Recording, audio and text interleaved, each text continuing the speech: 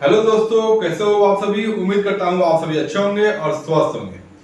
तो मैं कन्हैया ओझा आप सभी का स्वागत करता हूँ आपका अपने मैथ क्लास में। तो आज मैं आप लोगों के लिए चक्रवृद्धि ब्याज से बहुत ही महत्वपूर्ण सवाल आए हैं, जो कि एग्जाम के व्यू से बहुत ही महत्वपूर्ण सवाल रहेगा। जो मेरे प्यारे साथी रेलवे की तैयारी कर रहे हैं उनके लिए भी बहुत ही महत्वपूर्ण सवालों का ये दिया गया है। सवाल नंबर 1 क्या सवाल नंबर 1 आपको दिया गया, लिखा हुआ है किसी धन के 3 वर्ष के चक्रवृद्धि ब्याज और साधारण ब्याज में 31 रुपए का अंतर है। यदि ब्याज की वार्षिक दर 10% हो तो वह धन ज्ञात करें। देखिए इस सवाल का ऊपर टाइप क्या है, टाइप को अगर एग्जाम में आ जाए, अगर चक्रवृद्धि ब्याज और साधारण ब्याज में 3 वर्ष का अंतर वाला सवाल एग्जाम में आता है तो इस सवाल को कैसे सोल्व करोगे, इसी को आपको देखना है। चलिए इसमें क्या, देखिए इसमें सवाल में क्या पूछा गया है कि मूलधन क्या होगी, प्रिंसिपल क्या होगा, वो सवाल में पूछा गया है। यानी कि प्रिंसिपल या वो क्या होगा वो सवाल को निकालना है। इसमें आपको क्या दिया गया, इसमें आपको टी, इसमें समय आपको दिया गया है 3 वर्ष। चलिए और नेक्स्ट क्या है, इसमें आपको रेट दिया गया, लिखा हुआ है 10% और इसमें आपको मूलधन आपको निकालना है। चलिए और क्या इसमें आपको दिया गया है, और अंतर यानी डिफरेंस, डी यानी डिफरेंस यानी अंतर दिया गया, लिखा हुआ है 31 रुपए।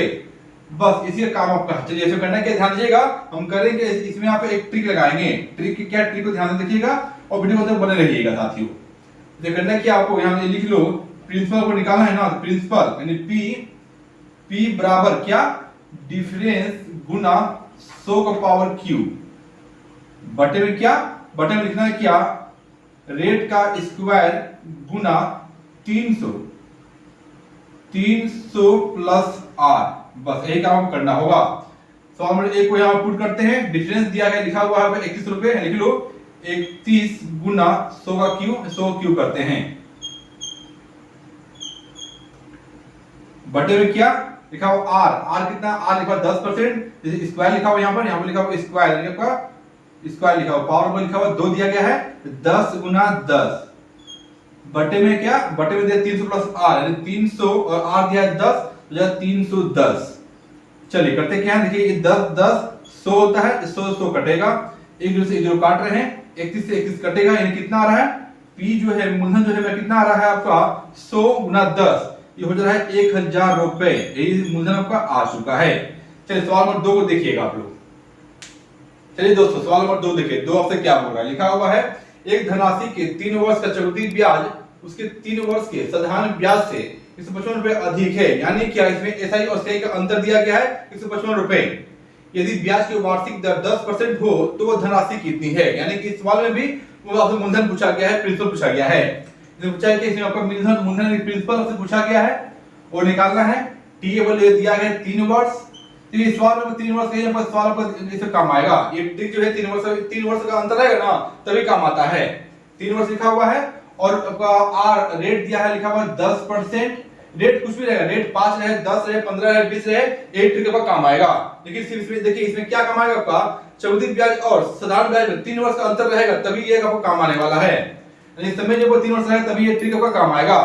और लिखा हुआ डिफरेंस दिया गया, लिखा हुआ है 155 रुपए। चलिए करते क्या, ध्यान दीजिएगा, इसमें आपको प्रिंसिपल आपको निकालना है, पी निकालना है मुझे, लिख लीजिए डिफरेंस गुना 100 का क्यूब, बटे में कर लो, बटे में करना क्या, आर का स्क्वायर, आर यानी कि रेट, लिख लो क्या 300 प्लस आर।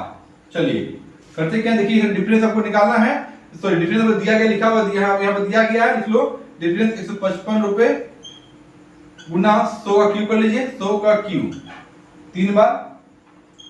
चलिए बटे में क्या, बटे में लिखा आर लिखा हुआ दिया है 10%, लिख लो 10 का 10 का क्यूब, 2 पावर पर 2 दिया गया है, 300 प्लस आर यानी कि 300 आर दिया 10 यानी 310 होगा।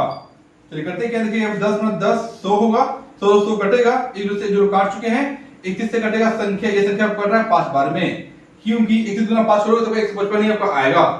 चलिए प्रिंसिपल कितना आ रहा है, पी मेरा आ रहा है 5 गुना 100 गुना 10 यानी कि आ रहा है कितना 5 गुना 100 गुना 10 यानी कितना आ रहा भाई, ये आ रहा है 5000 रुपए, 5000 रुपए इसका मूलधन मेरा आपका आ चुका है। चलिए सवाल 1 और 2 को मैं सोल्व कर चुका हूं। अगर तरीका अच्छा लगा हो ना तो एक प्यार से लाइक जरूर कीजिए साथियों, और साथ ही चैनल को सब्सक्राइब कर लीजिएगा और बेल आइकन क्लिक कर लीजिएगा ताकि इस प्रश्नों का अपडेट जो है हमेशा आपके पास आता रहेगा। चलिए मिलते हैं आपसे अगली वीडियो में, तब तक नमस्ते, जय हिंद, वंदे मातरम साथियों।